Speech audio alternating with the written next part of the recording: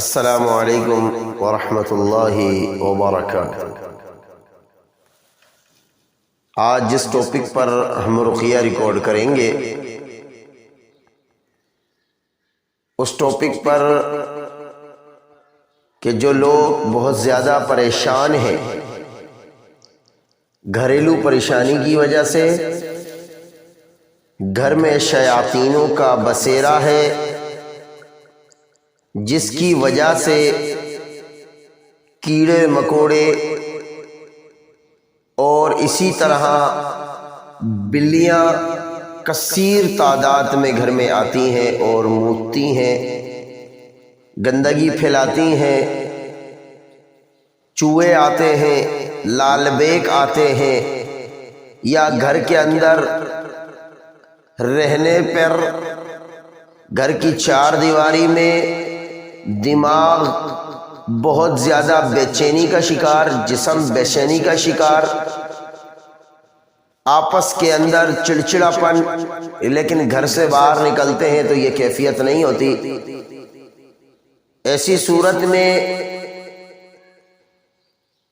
ہم کیا کریں جس کی وجہ سے ہمارے گھروں کے اندر عافیت ہو جائے، ہمارے گھر کا ماحول پرسکون ہو جائے اور ہمیں ان تمام قسم کے شر سے نجات مل جائے؟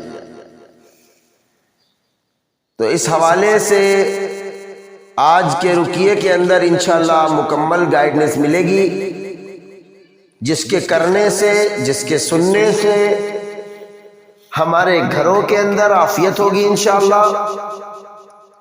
اور اگر شیاطینوں کا بسیرا ہے، اللہ کی توفیق اور اس کے فضل سے یا تو وہ چھوڑ کے جائیں گے اس گھروں کو، یا تو اللہ رب العالمین ان کے قبیلے میں، ان کی جگہوں پر اللہ بیماری کی ایسی وبا پھیلا دے گا کہ جتنے بھی ظالمین ہوں گے اللہ کی توفیق سے اللہ کی پکڑ میں آئیں گے انشاءاللہ۔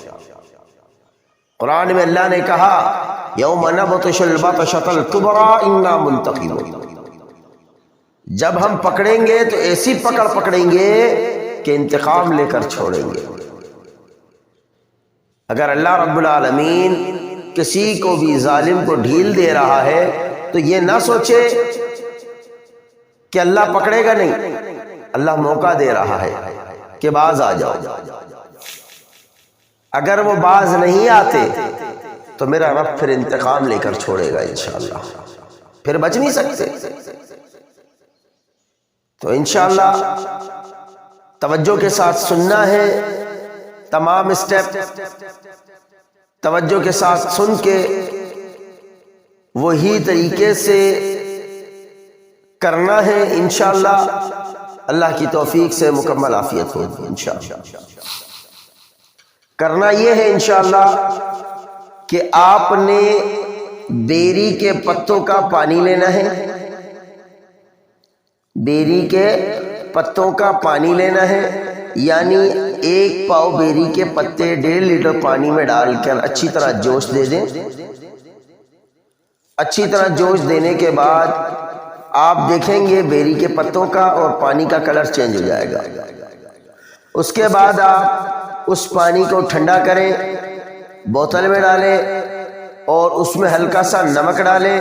اس کے بعد بسم اللہ بول کر اس کے اوپر اسپرے لگا دیں، اسپرے گن لگائے، اس کی نوزل کو باریک دھار پر رکھیں انشاءاللہ، اور اس کے بعد اپنے گھر کے تمام کونوں کے اندر اسپرے کریں گے۔ اسپرے کرنے کا طریقہ یہ ہے، نیچے سے اوپر جانا ہے، اوپر سے نیچے آنا ہے، چاروں کونوں میں اسی طرح اسپرے کرتے ہوئے جانا ہے، اور ہر اسپرے کی ضرب پر آپ نے بسم اللہ اللہ اکبر کہنا، بسم اللہ اللہ اکبر۔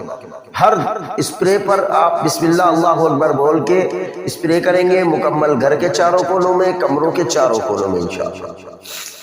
اس کے بعد آپ نے بھلے آڈیو میں یا کوئی خود کھڑے ہو کر اذان دے دے گھر میں، 1 دفعہ اذان دے دے، اور اذان نہ بھی دے تو کوئی مسئلہ نہیں ہے، کیونکہ انشاءاللہ اس رقیے کے اندر ہم اذان بھی پڑھیں گے، انشاءاللہ اذان بھی دیں گے انشاءاللہ۔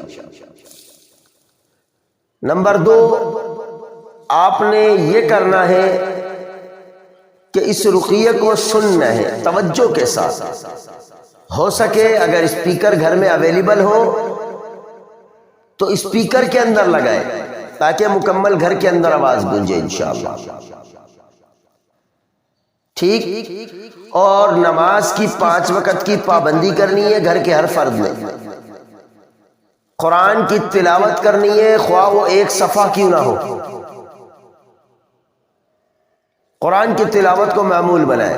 اللہ کے نبی علیہ الصلوۃ فرماتے ہیں مثل البیت الذی یذکر ربہ والبیت الذی لا یذکر ربہ مثل الحی والمیت، اس گھر کی مثال جس گھر میں اللہ کا ذکر ہوتا ہے وہ زندہ لوگوں کا ہے، اور اس گھر کی مثال جس میں اللہ کا ذکر نہیں ہوتا وہ مردہ لوگوں کا گھر ہے۔ تو ایک روایت میں واضح آیا ہے کہ اپنے گھروں کو قبرستان نہ بناؤ، یعنی قبرستان نہ بناؤ، قبرستان میں اللہ کا ذکر نہیں ہوتا اور گھر میں اللہ کا ذکر ہوتا ہے۔ جس گھر میں قبرستان ہم بنائیں گے اللہ کا ذکر نہیں کریں گے تو وہ قبرستان بنے گا، اور قبرستان میں شیاطین بسیرا کرتے ہیں، جنات بسیرا کرتے ہیں۔ جب ہمارے گھروں میں اللہ کے کلام کی تلاوت ہوگی، ذکر و اذکار کی پابندی ہوگی، ھذا من فضل ربی، انشاءاللہ شیاطین اور جنات یہ کہتے ہوئے نکلیں گے کہ یہاں نہ رہنے کے لیے جگہ ہے، نہ کھانے کے لیے کھانا ہے، اور گھر کو چھوڑ کے چلے جائیں۔ جب بھی کھانے میں بیٹھے بسم اللہ، ہر کھانا بنائے کوئی بھی کام کرے بسم اللہ سے ابتدا کرے، خیر و برکت دیکھیں، پھر انشاءاللہ آپ کے معاملات میں کس طرح تبدیلیاں آتی ہیں انشاءاللہ۔ جو کمرہ یوز نہیں ہو رہا اس کو بسم اللہ پڑھ کر بند رکھیں، کھلے کھانے نہ کھائیں، گھر میں کھلے کھانے رکھیں نہیں، بند کر کے رکھیں، برتن گندا ہو جائے اسی وقت دھوئیں۔ اکثر ہمارے بہنیں گھروں کے اندر پوری رات برتن رکھے ہوئے ہوتے ہیں، غلط۔ ڈسٹ بین کے اندر جب کچرا ڈالا جائے گا تو کوشش یہ کی جائے ڈھکن والا ڈسٹ بین استعمال کریں۔ اگر تھیلی کے اندر کچرا ڈالتے ہیں تو بسم اللہ پڑھ کر تھیلی کا منہ بند کر دیں۔ ہم نے گھر کے اندر شیاطین اور جنات کو موقع نہیں دینا انشاءاللہ، کہ ان کو کھانے کے لیے یا رہنے کے لیے ہمارے گھر میں رتی برابر بھی جگہ ملے۔ جب ہم اس طرح کی پابندیاں کریں گے تو اللہ کی توفیق اور اس کے فضل سے انشاءاللہ ہمیں ضرور بضرور نجات ملے گی اللہ کی توفیق سے۔ تو انشاءاللہ رقیہ سٹارٹ کرتے ہیں۔ تمام بھائی یا بہن جو بھی رقیے کو سننا چاہتے ہیں بسم اللہ پڑھ کر آنکھوں کو بند کریں، آنکھیں نہیں کھولنی جب تک رقیہ ختم نہ ہو جائے۔ اعوذ باللہ من الشیطان الرجیم، بسم اللہ الرحمن الرحیم، اللہ اکبر اللہ اکبر اللہ اکبر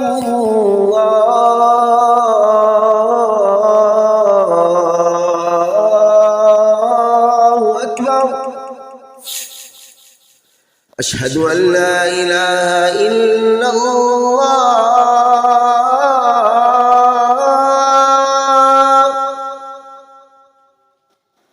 اشہد ان لا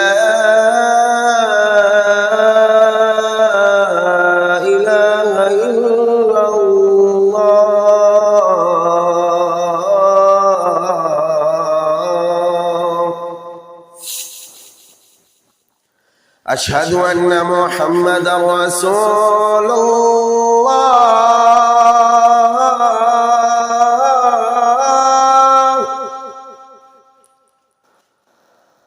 اشہد ان محمد رسول اللہ،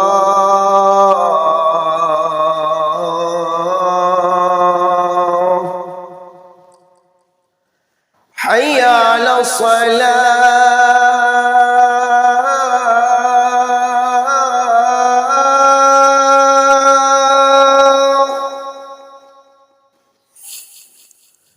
حی علی الصلاة،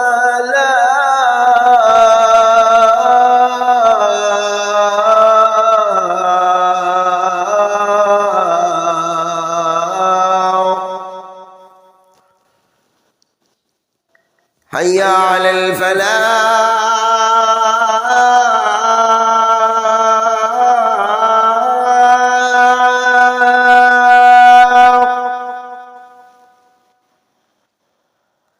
حي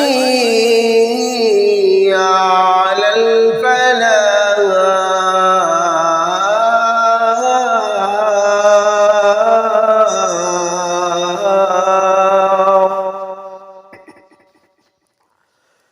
الله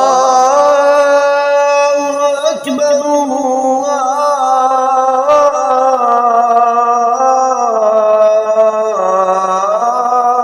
الله أكبر لا إله إلا الله.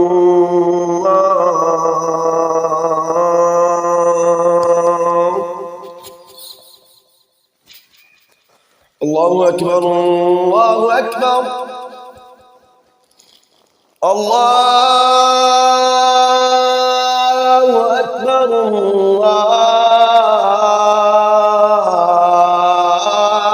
الله أكبر. أشهد أن لا إله إلا الله.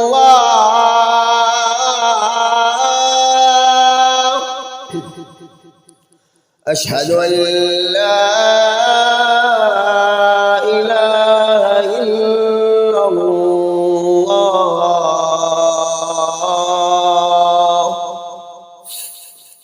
أشهد أن محمدًا رسول الله.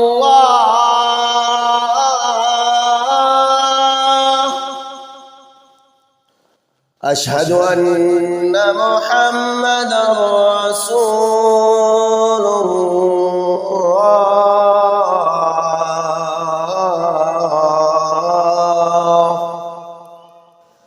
حي على الصلاة.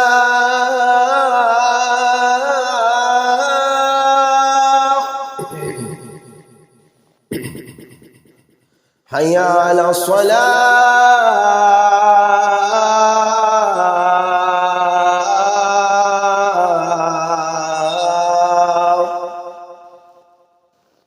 حي على الفلاح.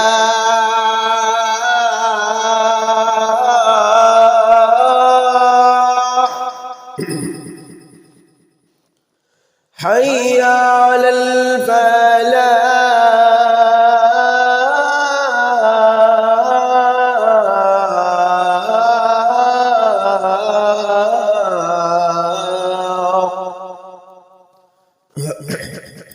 الله أكبر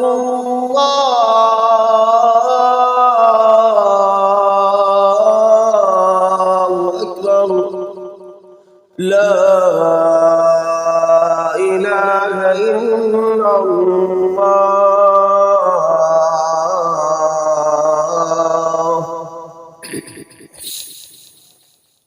الله أكبر الله أكبر الله أكبر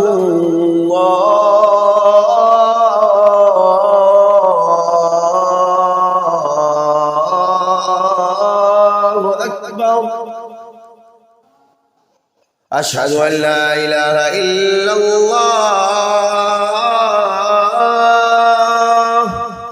أشهد أن لا إله إلا الله.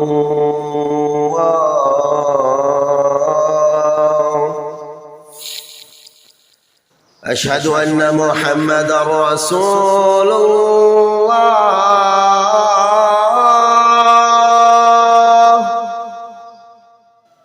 أشهد أن محمدًا رسول الله.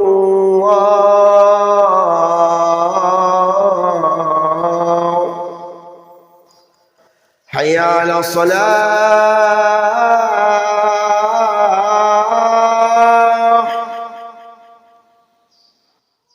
حي على الصلاة.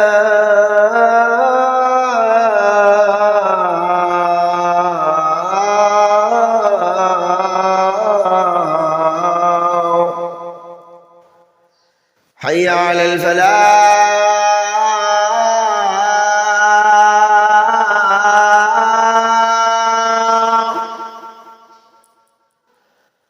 حي على الفلاح.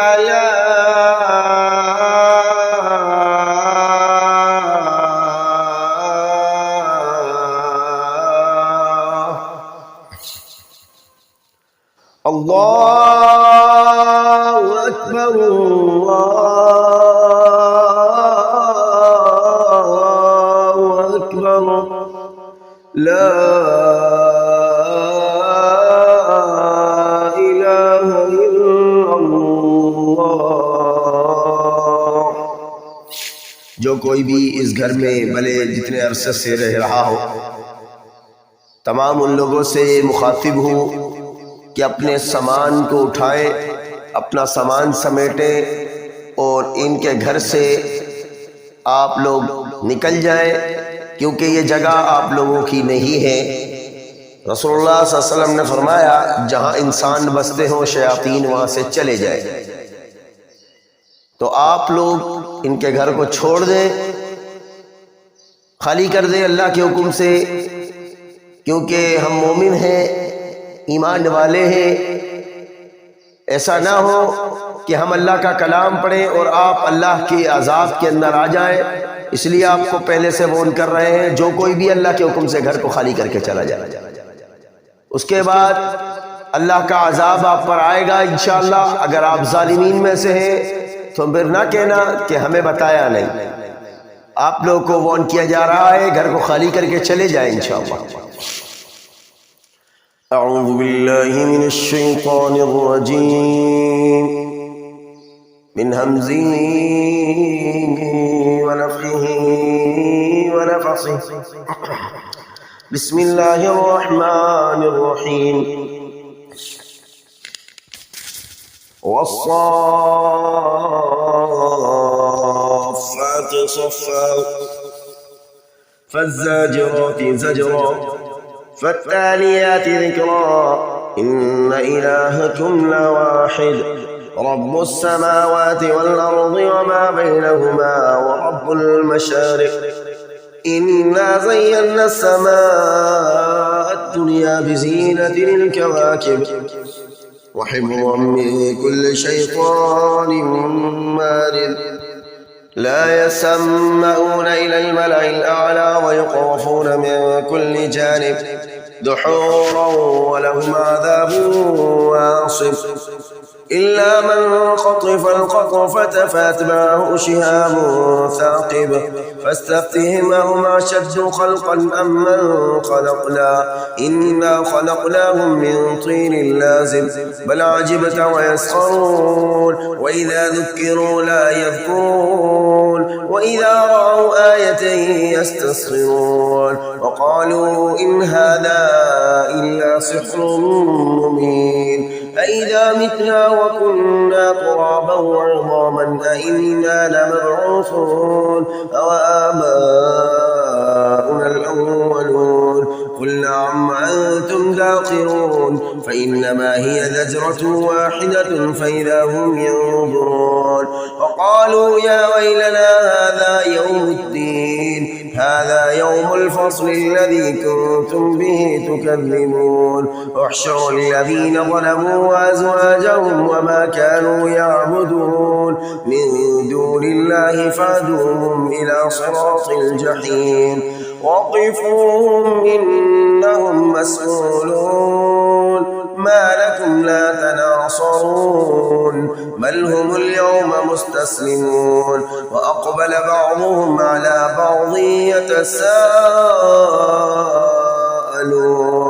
قالوا إنكم كنتم تأتوننا عن اليمين قالوا بل لم تكونوا مؤمنين وما كان لنا عليكم من سلطان بل كنتم قوما طاغين فحق علينا قول ربنا إنا لذائقون وأغويناكم إنا كنا ظالمين فإنهم يومئذ في العذاب مشتركون إنا كذلك نفعل بالمجرمين إنهم كانوا إذا قيل لهم لا إله إلا الله يستكبرون ويقول تاركو آلهتنا لشاعر مجنون بل جاء بالحق وصدق المرسلين إنكم لذائق العذاب العليم إنكم لذائق العذاب الأليم إنكم لذائق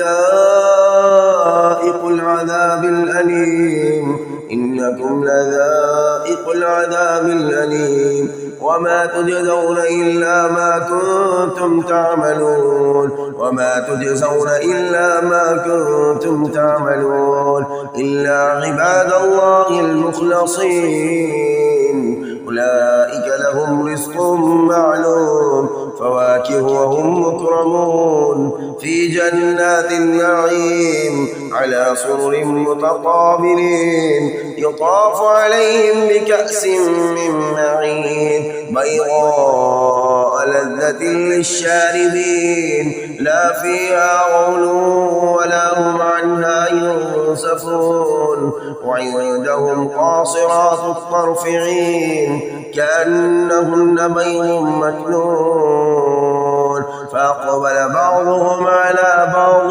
يتساءلون قال قائل منهم إني كان لي قرين يقول أئنك لمن المصدقين أئذا متنا وكنا ترابا وعظاما أئنا لمدينون قال هل أنتم مطلعون فاطلع فرآه في سواء الجحيم قال تالله إن كدت لتردين ولولا نعمة ربي لكنت من المحضرين أفما نحن بميتين إلا موتتنا الأولى وما نحن بمعذبين إن هذا لهو الفوز العظيم لمثل هذا فليعمل العاملون أذلك خير نزلا أم شجرة الزقوم إنا جعلناها فتنة للظالمين إنها شجرة تخرج في أصل الجحيم طلعها كأنه رؤوس الشياطين طلعها كأنه رؤوس الشياطين طلعها كأنه رؤوس الشياطين طلعها كأنه رؤوس الشياطين طلعها كأنه رؤوس الشياطين طلعها كأنه رؤوس الشياطين طلعها كأنه رؤوس الشياطين طلعها كأنه رؤوس الشياطين طلعها كأنه رؤوس الشياطين طلعها كأنه رؤوس الشياطين فإنهم لآكلون منها فمالئون منها البطون ثم إن لهم عليها لشوبا من حميم ثم إن مرجعهم لإلى الجحيم إنهم ألفوا آباءهم ضالين فهم على آثارهم يهرعون ولقد ضل قبلهم أكثر الأولين ولقد أرسلنا فيهم منظرين فانظر كيف كان عاقبة المنظرين إلا عباد الله المخلصين ولقد نادانا نوح فلنعم المجيبون ونجيناه وأهله من الكرب العظيم وجعلنا ذريته هم الباقين وتركنا عليه في الآخرين سلام على نوح في العالمين إنا كذلك نجزي المحسنين إنا كذلك نجزي المحسنين إنه من عبادنا المؤمنين ثم أغرقنا الآخرين وإن من نعمته لإبراهيم إذ جاء ربه بقلب سليم إذ قال لأبيه وقومه ماذا تعبدون أئفكا آلهة دون الله تريدون فما ظنكم برب العالمين فنظر نظرة في النجوم فقال إني سقيم فتولوا عنه مدبرين فراغ إلى آلهتهم فقال ألا تأكلون ما لكم لا تنطقون فراغ عليهم ضربا باليمين فأقبلوا إليه يزفون قال أتعبدون ما تنحتون والله خلقكم وما تعملون قالوا ابنوا له بنيانا فألقوه في الجحيم فأرادوا به كيدا فجعلناهم الأسفلين وقال إني ذاهب إلى ربي سيهدين رب هب لي من الصالحين فبشرناه بغلام حليم فلما بلغ معه السعي قال يا بني إني أرى في المنام أني أذبحك فانظر ماذا ترى قال يا أبت افعل ما تؤمر ستجدني إن شاء الله من الصابرين فلما أسلما وتله للجبين وناديناه أن يا إبراهيم قد صدقت الرؤيا إنا كذلك نجزي المحسنين إن هذا لهو البلاء المبين وفديناه بذبح عظيم وتركنا عليه في الآخرين سلام على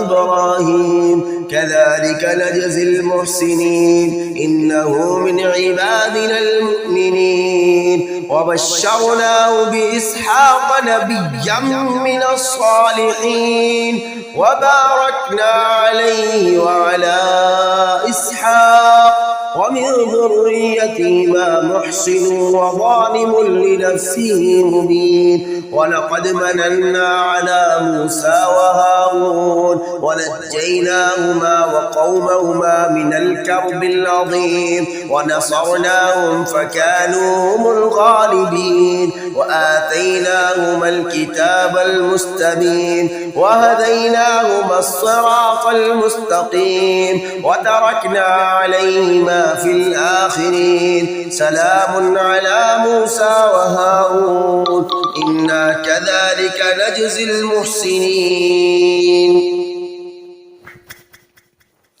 إنهما من عبادنا المؤمنين وإن إلياس لمن المرسلين إذ قال لقومه ألا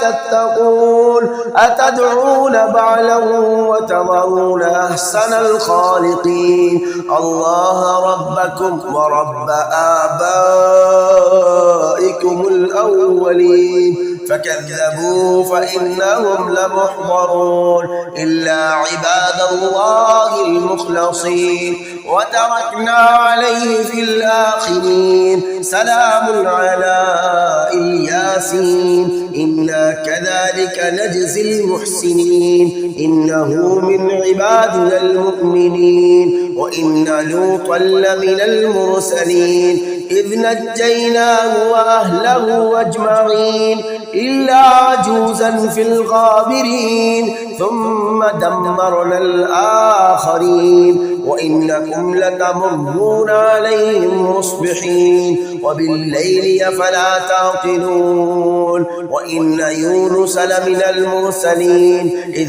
أبق إلى الفلك المشحون فساهم فكان من المدحضين فالتقمه الحوت وهو مليم فلولا أنه كان من المسبحين للبث في بطنه إلى يوم يبعثون فنبذناه بالعراء وهو سقيم وأنبتنا عليه شجرة من يقطين وأرسلناه إلى 100,000 أو يزيدون فآمنوا فمتعناهم إلى حين فاستفتهم ألربك البنات ولهم البنون أم خلقنا الملائكة إناثا وهم شاهدون ألا إنهم من إفكهم ليقولون ولد الله وإنهم لكاذبون أصطفى البنات على البنين ما لكم كيف تحكمون أفلا تذكرون أم لكم سلطان مبين فأتوا بكتابكم إن كنتم صادقين وجعلوا بينه وبين الجنة نسبا ولقد علمت الجنة إنهم لمحضرون سبحان الله عما يصفون إلا عباد الله المخلصين فإنكم وما تعبدون ما أنتم عليه بفاتنين إلا من هو صال الجحيم وما منا إلا له مقام معلوم وإنا لنحن الصافون وإنا لنحن المسبحون وإن كانوا ليقولون لو أن عندنا ذكرا من الأولين لكنا عباد الله المخلصين فكفروا به فسوف يعلمون ولقد سبقت كلمتنا لعبادنا المرسلين إنهم لهم المنصورون وإن جندنا لهم الغالبون فتول عنهم حتى حين وأبصرهم فسوف يبصرون أفبعذابنا يستعجلون فإذا نزل بساحتهم فساء صباح المنظرين وتول عنهم حتى حين وأبصر فسوف يبصرون سبحان ربك رب العزة عما يصفون وسلام على المرسلين والحمد لله رب العالمين أعوذ بالله من الشيطان الرجيم حميم والكتاب المبين إنا أنزلناه في ليلة مباركة إنا كنا منذرين فيها يفرق كل أمر حكيم أمرا من عندنا إنا كنا مرسلين رحمة من ربك إنه هو السميع العليم رب السماوات والأرض وما بينهما إن كنتم موقنين لا إله إلا هو يحيي ويميت ربكم ورب آبائكم الأولين بل هم في شك يلعبون فارتقب يوم تأتي السماء بدخان مبين يغشى الناس هذا عذاب أليم هذا عذاب أليم هذا عذاب أليم هذا عذاب أليم या अल्लाह जो भी ज़ालिमीन है जो भी तंग कर रहा है इस घर में सता रहा है या अल्लाह जाना नहीं चाहता हम नहीं जानते या अल्लाह लेकिन तू बेहतर जानता है या अल्लाह जो नहीं जाना चाहता और जो सताना चाहता है जुल्म करना चाहता है तो या अल्लाह उसके ऊपर अपना अजाब नाजिल फरमा या अल्लाह उनके ऊपर अजाब नाजिल फरमा या अल्लाह उनके ऊपर अपना अजाब नाजिल फरमा अपना कहर नाजिल फरमा या अल्लाह अपना कहर नाजिल फरमा या अल्लाह उसको उसकी वजह से जो भी उसके मुआविनीन है ज़ालिमीन है या अल्लाह तमाम पर अजाब नाजिल फरमा तमाम को हलाक फरमा या अल्लाह इनके कबीले के अंदर बीमारी की ऐसी वबा फैला दे या अल्लाह के इनके गोश्त और हड्डियां गल जाए या अल्लाह ये हलाक कर दिए जाए या अल्लाह इनको इबरत का निशान बना दे या अल्लाह इनकी पकड़ कर ले या अल्लाह इनसे इंतकाम ले ले या अल्लाह ये तेरे बंदों के घरों में रहकर तेरे बंदों को तेरी इबादत से रोकते हैं या अल्लाह तेरे बंदों के घरों में रहकर तेरे बंदों को तेरी इबादत से रोकते हैं तेरे बंदों को अजियतों में मुब्तला करते हैं तेरे बंदों को बीमारियों में मुब्तला करते हैं या अल्लाह इनके खानों के अंदर फूंकते हैं उनके पीनों में फूंकते हैं ان کے جسموں پہ پھونکتے ہیں. یا اللہ ایسے مردودوں کو یا اللہ زمین سے تو نیست و نابود فرما. یا اللہ ان کو ہلاک فرما. یا اللہ اس زمین کے اندر ان کا رہنا دشوار کر دے. یا اللہ ان کا رہنا اس زمین پر دشوار کر دے جب تک یہ گھر خالی کر کے نہ چلے جائے پکے طور پر. یا اللہ اس وقت تک ان کے لیے مکمل زمین کو تانبے کی طرح تپتا ہوا بنا دے. ان کے لیے زمین پہ کھڑا رہنا، بیٹھنا، چلنا پھرنا دشوار کر دے. یا اللہ ان کے اوپر آسمان سے آگ کا عذاب نازل فرما. یا اللہ ان کے اوپر پتھروں کے عذاب کی بارش فرما. یا اللہ تو ان کے اوپر اپنا قہر برسا. فارتقب يوم تأتي السماء بدخان مبين يغشى الناس هذا عذاب أليم ربنا اكشف عنا العذاب إنا مؤمنون أنى لهم الذكرى وقد جاءهم رسول مبين ثم تولوا عنه وقالوا معلم مجنون. یا اللہ جس کونوں میں یہ بیٹھے ہیں، جس دروازوں کی لکیروں میں بیٹھے ہیں، چھپنے کی کوشش کر رہے ہیں، یا اللہ وہاں پہ یا اللہ تو ان کے اوپر عذاب فرما. یا اللہ ان کو وہاں سے نکال دے اللہ اور ان کو ہلاک کر دے. یا اللہ یہ جہاں بھی چھپنے کی کوشش کرے وہیں تو اپنا عذاب نازل کر دے. یا اللہ ہم تیرے در پہ آئے ہیں، تجھ سے مانگ رہے ہیں. یا اللہ تو ہی کہتا ہے ادعونی استجب لکم، مجھے بلاؤ میں جواب دوں گا. یا مجیبو، اے جواب دینے والے. یا سمیع الحاجات، اے حاجات کو سننے والے. یا سمیع الدعاء، دعاؤں کو سننے والے. ہماری دعاؤں کو قبول فرما، ہماری دعاؤں کو قبول فرما. ہمیں ان مردودوں سے نجات عطا فرما، ہمیں ان کے شر سے نجات عطا فرما، ہمیں ان کے شر سے نجات عطا فرما. یا اللہ ان مردودوں سے انتقام لے لے.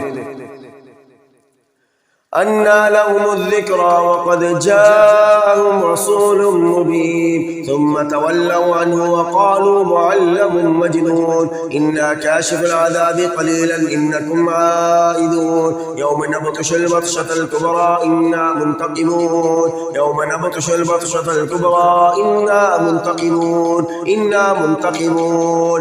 اے سخت پکڑ کرنے والے ان کی سخت پکڑ کر لے، ان کی سخت گرفت کر لے، ان سے انتقام لے لے. انا منتقمون، یا منتقم انتقم لنا، اے انتقام لینے والے ان سے انتقام لے لے. وَلَقَدْ فَتَنَّا قَبْلَهُمْ قَوْمَ فِرْعَوْنَ وَجَاءَهُمْ رَسُولٌ كَرِيمٌ أَنْ أَدُّوا إِلَيَّ عِبَادَ اللَّهِ إِنِّي لَكُمْ رَسُولٌ أَمِينٌ وَأَنْ لَا تَعْلُوا عَلَى اللَّهِ إِنِّي آتِيكُمْ بِسُلْطَانٍ مُبِينٍ وَإِنِّي عُذْتُ بِرَبِّي وَرَبِّكُمْ أَنْ تَرْجُمُونِ وَإِنْ لَمْ تُؤْمِنُوا لِي فَاعْتَزِلُونِ.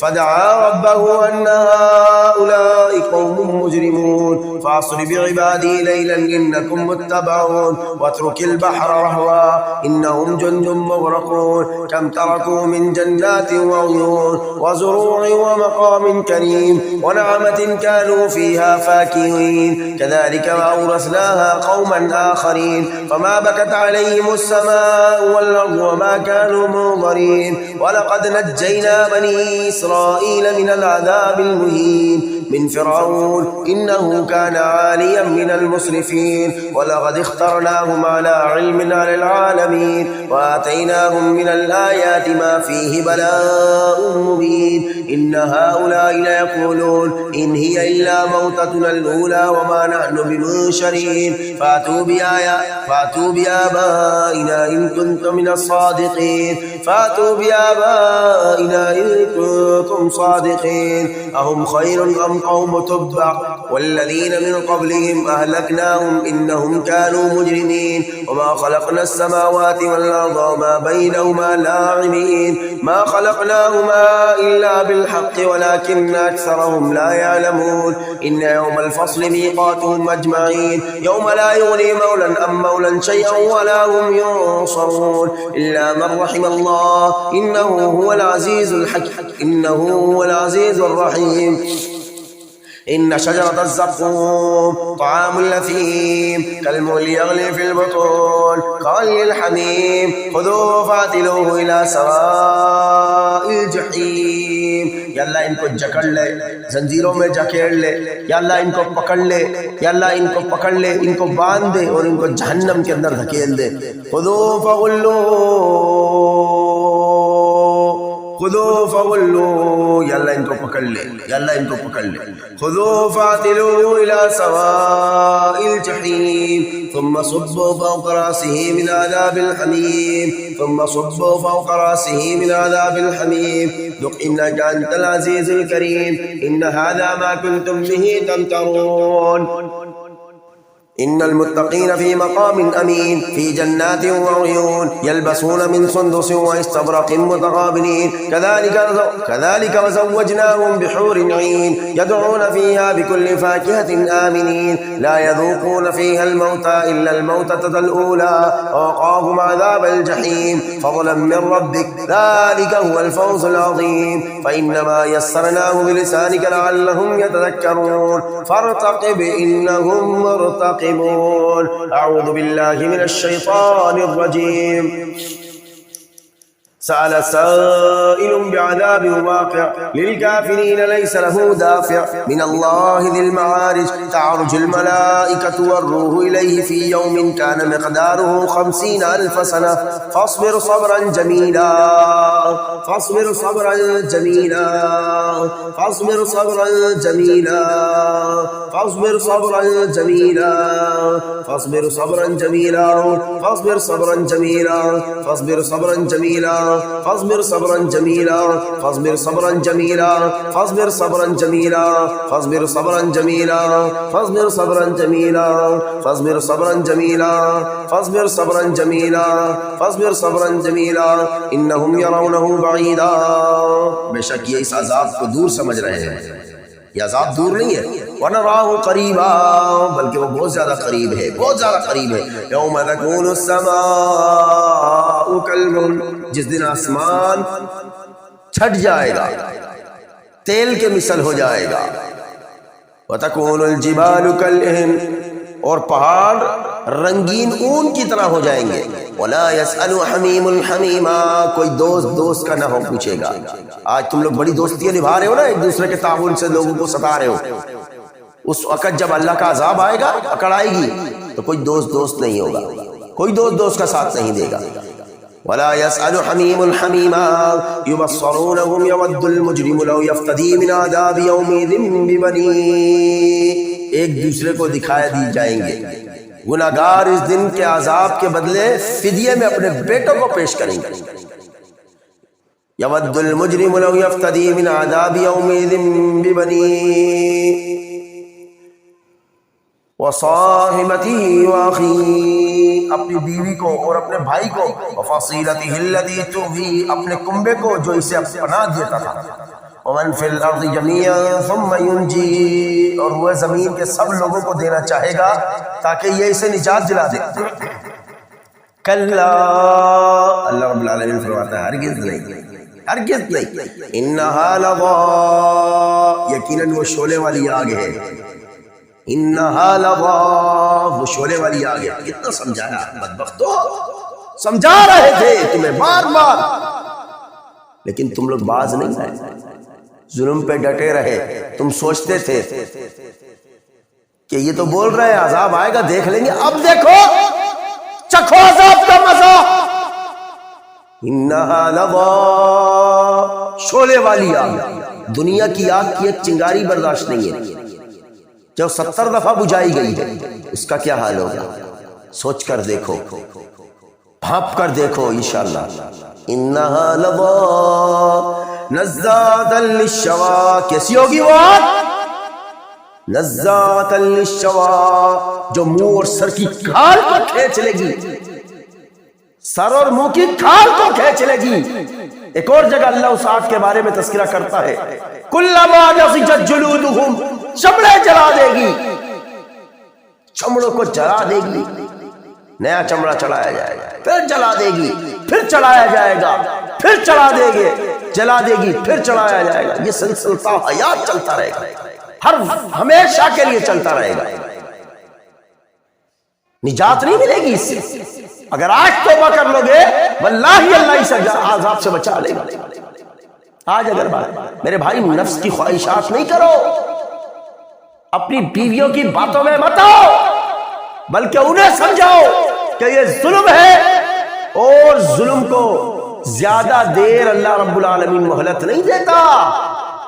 वो आसमान पे बैठा देख रहा है, जिस दिन उसका कोड़ा बरसेगा मोहलत नहीं मिलेगी।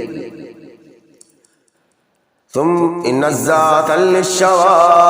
मुंह और सर की खाल खींच लेगी। तदउ मन अदबर व तवल्ला, वो हर शख्स पुकारेगा जो पीछे हटता और मुंह मोड़ता रहा। वजमा फावा इन्नल इंसान खुलिका हलूआ इज़ा मस्सहु श्शर्रु जज़ूआ व इज़ा मस्सहुल खैरु मनूआ इल्लल मुसल्लीन अल्लज़ीना हुम फ़ी सलातिहिम दाइमून वल्लज़ीना हुम फ़ी अम्वालिहिम हक़्क़ुम मालूम लिस्साइल वल महरूम वल्लज़ीना युसद्दिक़ून बियौमिद्दीन वल्लज़ीना हुम मिन अज़ाबि रब्बिहिम मुश्फ़िक़ून इन्ना अज़ाब रब्बिहिम गैरु मअमून वल्लज़ीना हुम लिफ़ुरूजिहिम हाफ़िज़ून इल्ला अला अज़वाजिहिम अव मा मलकत अयमानुहुम फ़इन्नहुम गैरु मलूमीन फमन इब्तग़ा वराअ ज़ालिक फ़उलाइका हुमुल आदून वल्लज़ीना हुम लिअमानातिहिम वअहदिहिम राऊन वल्लज़ीना हुम बिशहादातिहिम क़ाइमून वल्लज़ीना हुम अला सलातिहिम युहाफ़िज़ून फ़ी जन्नातिन मुकरमून फमा लिल्लज़ीना कफ़रू क़िबलक मुहतीन अनिल यमीनि व अनिश शिमालि इज़ीन अयत्मउ कुल्लु इम्रिइन मिनहुम अन यदख़ुला जन्नत नईम कल्ला इन्ना खलक़नाहुम मिम्मा यअलमून फला उक़सिमु बिरब्बिल मशारिक़ि वल मग़ारिबि इन्ना लक़ादिरून अला अन नुबद्दिल खैरन मिनहुम वमा नहनु बिमस्बूक़ीन फज़रहुम यख़ूदू व यलअबू हत्ता युलाक़ू यौमहुम अल्लज़ी युअदून यौम यख़रुजून मिनल अजदाथि सिराअन कअन्नहुम इला नुसुबिन यूफ़िज़ून ख़ाशिअतन अबसारुहुम तरहक़ुहुम ज़िल्ला ज़ालिकल यौमुल लज़ी कानू युअदून। अऊज़ु बिल्लाहि मिनश शैतानिर रजीम। वस्समाइ वत्तारिक़ वमा अदराक मत्तारिक़ अन्नज्मु स्साक़िब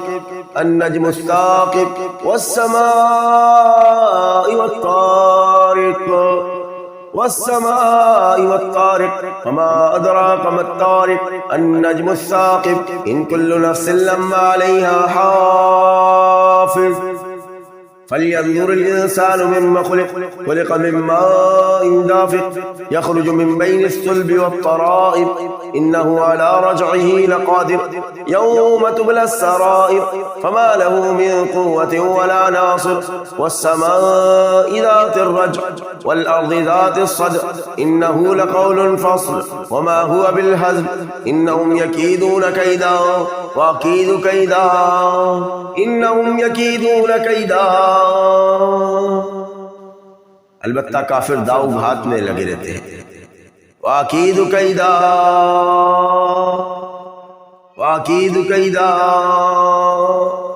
फमहिलिल काफिरीन अमहिलहुम रुवैदा। काफिरों को मोहलत नहीं देगा, थोड़े दिन भी नहीं छोड़ेगा। इन्नहुम यकीदून कैदा वाकीदु कैदा फमहिलिल काफिरीन अमहिलहुम रुवैदा वनज्जिनी मिन फ़िरऔन वअमलिही वनज्जिनी मिनल क़ौमिज़ ज़ालिमीन या रब्बि नज्जिनी मिनल क़ौमिज़ ज़ालिमीन अल्लाहुम्मा रब्बि नज्जिनी मिनल क़ौमिज़ ज़ालिमीन या रब्बि नज्जिनी मिनल क़ौमिज़ ज़ालिमीन अल्लाहुम्मा रब्बि नज्जिनी मिनल क़ौमिज़ ज़ालिमीन या रब्बि नज्जिनी मिनल क़ौमिज़ ज़ालिमीन या रब्बि नज्जिनी मिनल क़ौमिज़ ज़ालिमीन या रब्बि नज्जिनी मिनल क़ौमिज़ ज़ालिमीन या रब्बि नज्जिनी मिनल क़ौमिज़ ज़ालिमीन या रब्बि नज्जिनी मिनल क़ौमिज़ ज़ालिमीन। या अल्लाह हमारे इस घरों को ان مردودوں سے، ان شر پسندوں سے پاک فرما۔ یا اللہ آج ہم کو ان لوگوں سے نجات عطا فرما، ہمارے گھر کو امن کا گہوارہ بنا دے۔ یا اللہ ہمارے گھر کے اندر سکون اور رحمت نازل کر دے۔ یا اللہ ان مردودوں سے ہمیں نجات عطا فرما دے۔ یا اللہ یہ جہاں کہیں بھی چھپے ہیں، یا اللہ یہ چھپتے ہیں، بھاگتے ہیں، یا اللہ واپس آ جاتے ہیں۔ یا اللہ اب یہ بھاگے بھی تو واپس آنے کی مہلت نہ ملے۔ یا اللہ اگر یہ گھر میں ٹھہرے ہوئے ہیں تو یا اللہ ان کو یہیں پہ ہی ہلاک کر دے۔ یا اللہ ان کو یہیں ہلاک کر دے، ہمیں ان سے نجات بنا دے، نجات دے دے۔ یا اللہ ہمیں اپنی پناہ میں لے لے۔ یا اللہ ہمارے گھروں کو امن کا گہوارہ بنا دے۔ یا اللہ تمام ہماری گھروں کی پریشانیوں کو یا اللہ اس بابرکت کلمات کے ذریعے سے یا اللہ ختم کر دے۔ یا اللہ ہماری پریشانیاں دور کر دے ہمارے گھروں کے اندر اور ہمارے اندر۔ یا اللہ اپنی رحمت کا نزول فرما۔ جزاک اللہ خیرا و بارک اللہ فیکم، آمین ثم آمین یا رب العالمین۔